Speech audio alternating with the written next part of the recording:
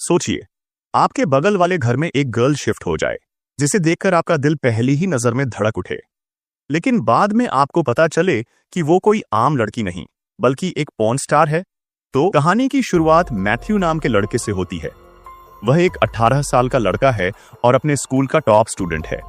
किताबों का कीड़ा, हमेशा नोट्स और एग्जाम्स में डूबा रहता है। यह उसका स्कूल का लास्ट ईयर था और उसे एहसास हुआ कि उसने जिंदगी में बस पढ़ाई ही की, कभी मस्ती नहीं। दूसरी तरफ स्कूल के बाकी लड़के लड़कियां भले ही पढ़ाई में फिसड्डी थे, लेकिन उनकी जिंदगी थी फुल ऑन मस्ती से भरी। पार्टीज, नाइट आउट्स, दोस्तों के साथ हंगामा, वो सब जो मैथ्यू ने कभी ट्राई ही नहीं किया। मैथ्यू के दो जिगरी दोस्त टॉम और ईलाई भी उसी की तरह किताबी कीड़े थे। तीनों ने मिलकर ठान लिया, बस अब और नहीं, पढ़ाई को गोली मारो, अब हम भी जिंदगी के मजे लेंगे। सोच लिया कि अब वो भी स्कूल की लड़कियों के साथ मस्ती करेंगे, नाइट आउट्स करेंगे और वो सब करेंगे जो अब तक सिर्फ सपनों में देखा था। मैथ्यू देखता है कि उसके स्कूल के कुछ बिंदास लड़के अपनी कार्स में लड़कियों के साथ नाइट आउट पर निकल रहे हैं। वो भी जोश में आकर अपनी कार निकालता है और उनके पीछे लग जाता है, लेकिन रास्ते में वो बदमाश लड़के पुलिसमैन को मिडिल फिंगर दिखाकर कार भगाते हैं। मैथ्यू, जो थोड़ा डरपोक है, पुलिस को देखकर घबरा जाता है और घर वापस भाग आता है। उसी रात कूड़ा फेंकने बाहर निकलता है तो उसकी नजर पड़ती है एक लड़की पर जो इतनी खूबसूरत थी कि मैथ्यू की आंखें फटी की फटी रह जाती हैं। वो लड़की डैनियल उसके पड़ोस में शिफ्ट हो रही थी। मैथ्यू फटाफट अपने दोस्त ईलाई को फोन करता है और उसे डैनियल की तारीफों के पुल बांधने लगता है, लेकिन तभी उसकी नजर सामने वाली विंडो पर पड़ती है जहां डैनियल अपने कपड़े बदल रही थी। मैथ्यू तो बस देखता ही रह जाता है, लेकिन डैनियल उसे पकड़ लेती है। गुस्से में वो मैथ्यू के घर की ओर बढ़ती है। मैथ्यू की तो सांसें अटक जाती हैं। उसे लगता है कि अब मम्मी पापा को सब पता चल जाएगा, लेकिन नीचे पहुंचने पर पता चलता है कि डैनियल ने कुछ नहीं बताया। वो बस इतना कहने आई थी, हाय, मैं आपकी नई पड़ोसी हूँ। मैथ्यू की जान में जान आती है, लेकिन डैनियल उसे शहर घुमाने अपनी कार में बिठाकर ले जाती है। रास्ते में मैथ्यू माफी मांगता है, वो सब गलती से हुआ, मैंने जानबूझकर नहीं देखा। डैनियल हंसते हुए कहती है, अच्छा तो फिर तुम भी अपने कपड़े उतारो, मैं भी देखूं जैसा तुमने मुझे देखा। मैथ्यू के पास कोई चारा नहीं, वो सड़क पर कपड़े उतारकर खड़ा हो जाता है। डैनियल उसका अंडरवेयर उठाकर हंसते हुए कार में भाग जाती है। कुछ देर मजाक करने के बाद वो उसे वापस कार में बिठाती है। इसके साथ दोनों में दोस्ती की शुरुआत हो जाती है। मैथ्यू धीरे धीरे डैनियल को पसंद करने लगता है। अगले दिन मैथ्यू डैनियल को कॉफी डेट पर ले जाता है। वहाँ वो खुलकर बताता है कि वो स्कूल का टॉपर रहा है, लेकिन जिंदगी में कभी कोई गर्लफ्रेंड नहीं बनाई। डैनियल को ये सुनकर हंसी आती है, लेकिन वो उसकी सादगी से इम्प्रेस्ड भी होती है। स्कूल में मैथ्यू अपने दोस्तों टॉम और ईलाई को डैनियल के बारे में बताता है। वो यकीन नहीं करते कि मैथ्यू जैसा लड़का लड़की को पटाने में सक्सेसफुल हो गया। एक दिन डैनियल स्कूल के बाहर अपनी कार में मैथ्यू को बुलाती है। मैथ्यू क्लास छोड़कर उसके साथ निकल पड़ता है। दोनों खूब मस्ती करते हैं क्योंकि डैनियल ने वादा किया था कि वो मैथ्यू को जिंदगी के सारे मजे करवाएगी। डैनियल मैथ्यू को पूल में लेकर जाती है, जो कि मैथ्यू के प्रिंसिपल का होता है। फिर मैथ्यू उसे अपने दोस्तों से मिलवाता है और डैनियल के लुक्स को देखकर टॉम और ईलाई की आंखें चमक उठती हैं। फिर एक पार्टी में मैथ्यू और डैनियल साथ जाते हैं। वहाँ कुछ बदमाश लड़के, खासकर मैक्स, डैनियल के साथ फ्लर्ट करने लगते हैं। मैथ्यू को जलन होती है और वो हिम्मत करके डैनियल को सबके सामने किस कर लेता है।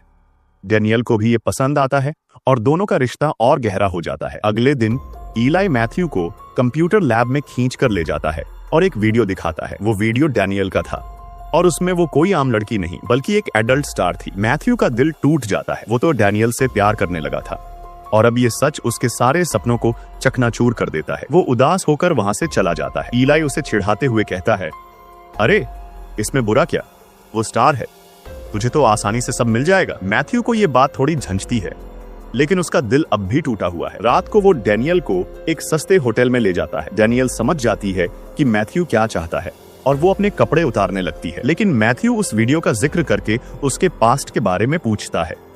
डैनियल गुस्से और दुख में वहां से चली जाती है। वो बताती है कि उसने वो सब कुछ पहले ही छोड़ दिया था और एक नई जिंदगी शुरू करना चाहती थी, लेकिन मैथ्यू ने उसे उसका पुराना सच याद दिलाकर उसे ठेस पहुंचाई। कुछ दिन बाद मैथ्यू की जिंदगी फिर से पहले जैसी बोरिंग हो जाती है। उसे डैनियल की बहुत याद आती है।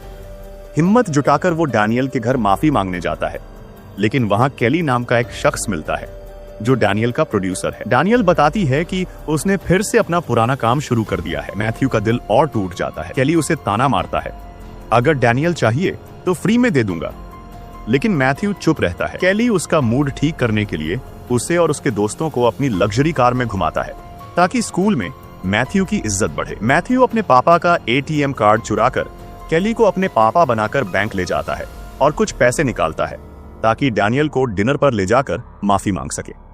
लेकिन अगले दिन डैनियल केली के साथ अपना सामान पैक करके चली जाती है। मैथ्यू उसे रोकने की कोशिश करता है, लेकिन डैनियल सिर्फ अपना ख्याल रखना कहकर चली जाती है। मैथ्यू अपने दोस्तों को सब बताता है। टॉम और ईलाई उसे हिम्मत देते हैं और उसे डैनियल के पीछे लव होटल नाम की जगह ले जाते हैं, जहां डैनियल और दूसरी स्टार्स का शो चल रहा था। वहां मैथ्यू डैनियल को ढूंढता है, लेकिन उसे देखता है कि वो फोटोशूट में बिजी है। वो फिर से माफी मांगने की कोशिश करता है, लेकिन डैनियल उसे इग्नोर कर देती है। तभी केली आता है और मैथ्यू को एक खाली कमरे में ले जाकर पीटता है। वो धमकाता है कि अगर मैथ्यू ने डैनियल को फिर परेशान किया तो वो उसकी वीडियो बनाकर बेच देगा। इधर टॉम और इली नीली हवेली में लड़कियों से बात करने की कोशिश करते हैं। एक लड़की ल्यूसी उनसे पूछती है कि क्या वो डायरेक्टर्स हैं। दोनों झूठ बोलते हैं कि हाँ, वो बड़े डायरेक्टर्स हैं और उसका सामान चेक कर रहे होते हैं।